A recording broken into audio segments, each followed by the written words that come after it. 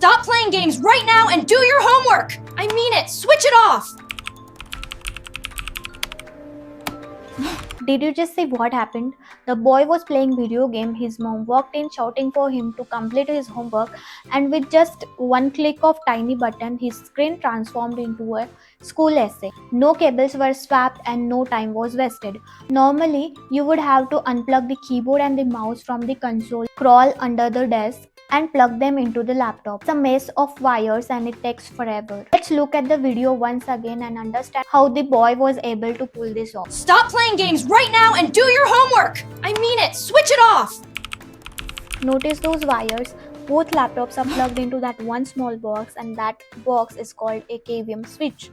While it helped this kid avoid getting in trouble for gaming in the world of cybersecurity, this exact setup can be used to bypass some of the most advanced systems on the planet. So today in this video, we are going to talk about the KVM devices and why every SOC analyst needs to be terrified of and prepared for the hardware KVMs. So first we will take a look at what are KVM devices. So KVM stands for keyboard, video and mouse. So KVM device allows one keyboard, one mouse and one monitor to control another computer directly. So when you type using a KVM, the computer thinks a real human is sitting in front of this, because at the operating system level, a KVM looks exactly like a normal keyboard and mouse. So there are different types of KVMs. Physical KVMs, IP-based or network KVMs, some malicious KVMs which looks like a dongle or USBs. So if you see any KVM device, it does not mean that it is malicious or it is being used by an attacker. So there are some legitimate uses of KVM devices, so which are used for legitimate purposes, and they are commonly used in data centers to manage multiple servers. They are used in SOC and NOC environments. They are also used in IT troubleshooting when remote access fails. They are also used in server rooms where OS level remote access is disabled. So these are few of the legitimate uses of KVM devices. Now the topic of interest for SOC analyst is what are the illegitimate uses of this KVM devices. So first is credential theft. Malicious KVMs can capture the keystrokes, they can record the screen output, they can steal passwords, OTPs and admin credentials as well. Second is bypassing endpoint security. Since KVM devices acts like keyboard and mouse, that as well as they do not install any software, so the EDRs, AVs or DLPs think that, oh, a human is typing this. So this is one of the illegitimate use. Third is living off the land attacks. So KVM can also be used to open PowerShell. It can disable security. Admin users can be created using KVM device, and they can also manually run some commands. And the fourth one is supply chain and insider attack.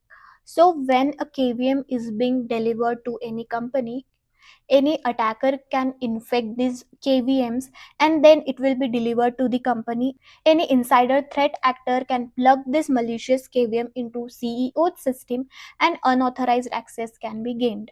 So these are few of the illegitimate use cases of KVM devices. Now we will see why detecting this KVM devices is difficult. First, no malware. There is no file dropped, no exploit, no memory injection. Second is no network traffic, there is no C2 beaconing. Third is operating system trusts keyboard. Since OS cannot distinguish between a real human typing or any KVM device typing. So these are few of the reasons why it is very difficult to detect these devices, but it is only difficult, it is not impossible. So there are some ways to detect KVM devices. We will talk about it. Now we will see how can we detect if there are any KVM devices in any organization.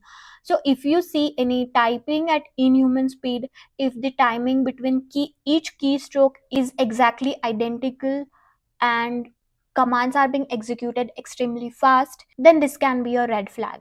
Next, if you see any administrative activity, but there are no RDP sessions, no remote access logs, and login is from console, then it can also be a red flag.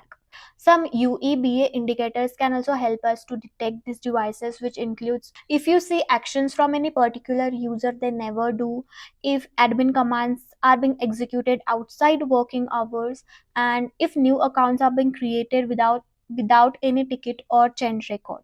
So if we dive deeper into the technicalities, we can also look for the event ID 6416, which is for new external device recognized.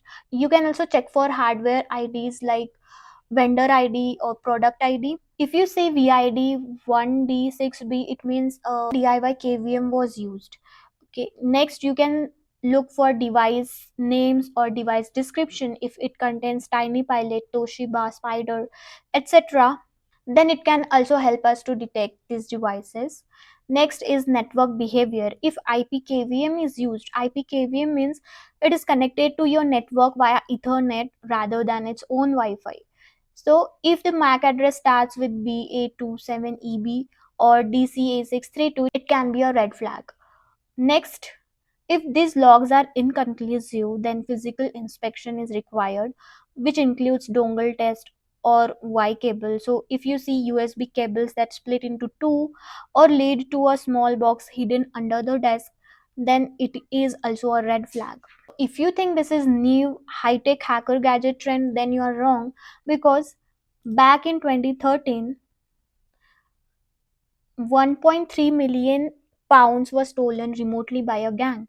So, bogus IT engineer fitted keyboard video mouse device to computer at bank branch, enabling gang to transfer money. So, what exactly happened in that incident is a man posing as an IT engineer gained access to the Swiss cottage branch in North London on 4th April, fitting a KVM device which enabled the gang to remotely transfer funds to bank accounts under its control.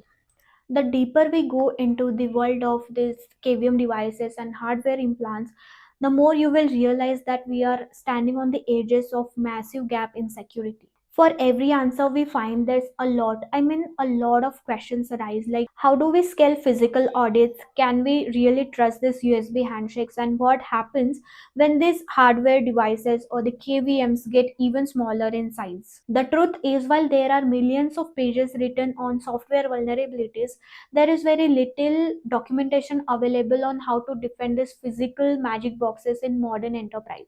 So if you enjoyed this video, please like and share with your friends. And if you are visiting this channel for the first time, please do not forget to subscribe. Thank you.